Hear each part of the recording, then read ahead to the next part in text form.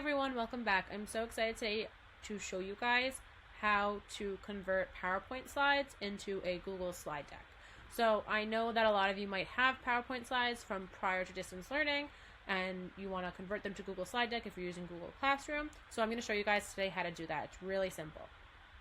So I found the folder here that I want to drop the file in. So what I'm going to do is you can either click New, File Upload, and then find the file that you want to put in here, or I already have mine on my desktop. I'm just going to drag it to my Google Drive and it'll upload. So you just upload the file like regular. And you'll see here that it says .pptx. That means it's a PowerPoint file.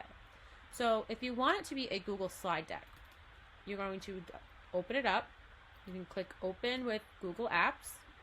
Now, you might think that this is automatically converting it to a Google slide deck. However, it is still a PowerPoint file. So to make sure that it becomes an actual Google slide deck file, see how it says up here PPTX right now? That's the PowerPoint. So you want to click File, and you want to find where it says Save as Google Slides right here. And you're going to click that, and it's going to open up another one, and this is going to be the slide deck version of your PowerPoint.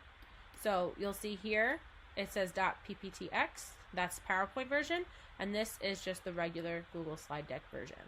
They're both the same, but one is the slide deck, so then you can do all the slide deck features, the add-ons, or anything that you might have.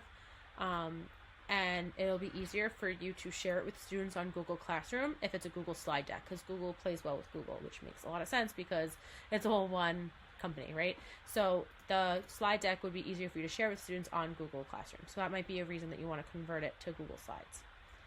All right, I hope this video helps you. I look forward to seeing you next week. Don't forget to rate, subscribe, review, all that stuff. There's a little bell, you want to click it, get notified every time I drop a new tutorial for you to help ease your way into technology.